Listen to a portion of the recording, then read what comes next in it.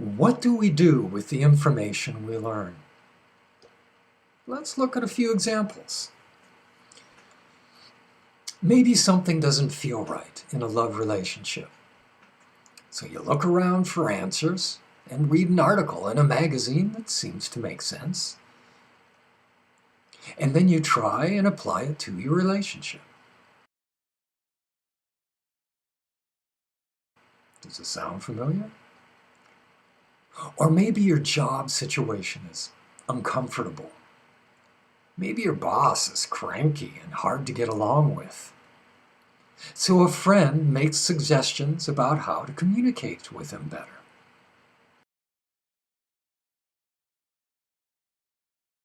Or maybe you are not fulfilled by your usual humdrum life. So you look for something that will jazz it up a bit, make it easier, more peaceful. You go to the local bookstore, maybe buy a book on meditation, and try to apply it to your inner exploration.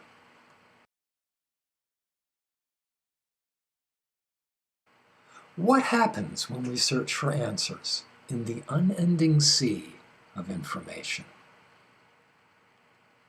We select the information that seems most important, and we put it together to create some meaning.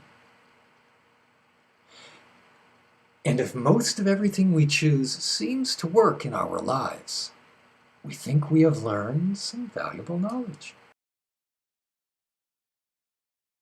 But what happens if the information we choose doesn't work so well? What if our choices fail repeatedly? What if our techniques for romance backfire? What if our communication skills ruin our chances for employment? What if our practices for getting more spiritually connected get us more frustrated than happy?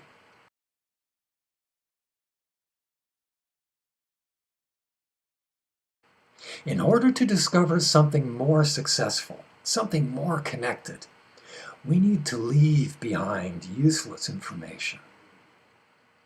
In order to find something more profound, we need to go deeper. As we plunge deeper into the mind, beyond superficial knowledge, something really interesting begins to appear. We are driven beneath information. We break through flimsy barriers holding knowledge in place. We are led to the source of knowledge itself. We are led to the fountain of wisdom.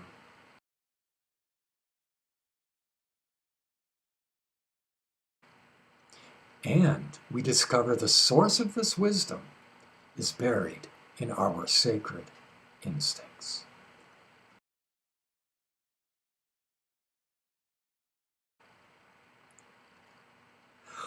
When most people think about instincts, they think about animals. Not human animals, but wild animals that snarl and snap for a living. They think about sexual impulses and eating urges of furry creatures. And if they talk about instincts in humans, it usually refers to survival, something very primitive, selfish, and ego-oriented. But most people rarely stop to think about all the instincts that symbiotically bind us together. In my experience, I recognize that everything has instinct, and everything has the capacity for love and wisdom, as well as the capacity for hatred and selfishness. While instinct compels us to be selfish, instinct also motivates us beyond self. While instinct encloses us in survival, instinct outshines survival with transcendence. While instinct utilizes ego, instinct also blows ego apart. Ultimately, instinct is the translation from the unmanifest to the manifest. Ultimately, instinct is the hand of the Creator directing our lives. Instinct is what we know without knowing how we know it. Instinct is the voice of wisdom.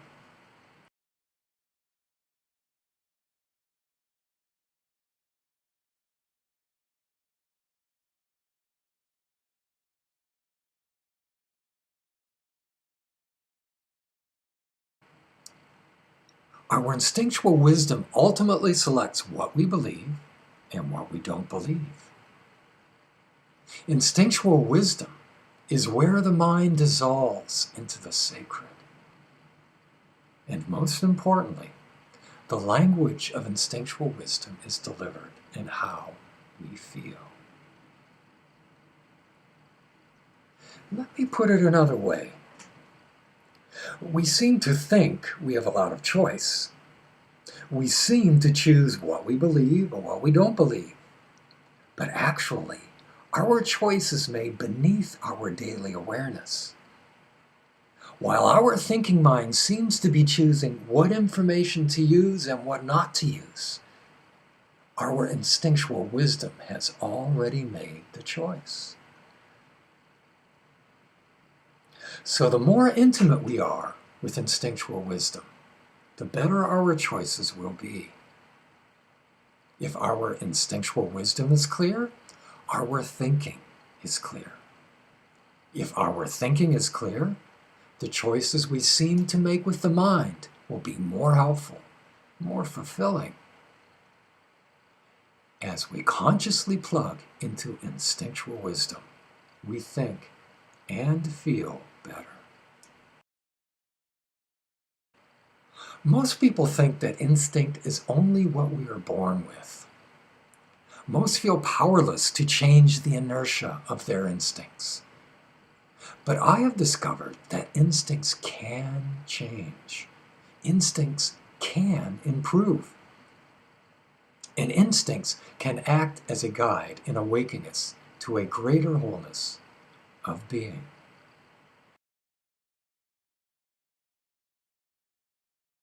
So now you must be asking yourself, how do I consciously get in touch with my instincts?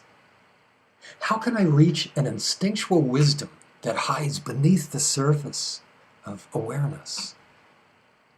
Well, the solution resides in how we feel. Instinctual wisdom communicates with impulses of feeling. As we learn to feel better, our instincts naturally arise. With a better connection to our instincts, the better our choices. The better our choices, the better we feel. So this cycle feeds on itself. As we feel better, our instinctual wisdom improves. As our instinctual wisdom improves, we feel better.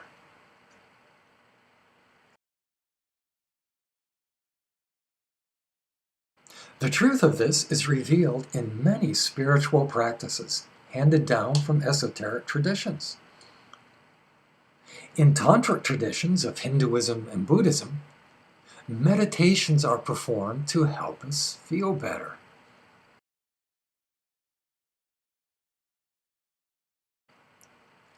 Even if they use visualization of cosmic images and chanting of sacred sounds, the result is to make us feel more connected.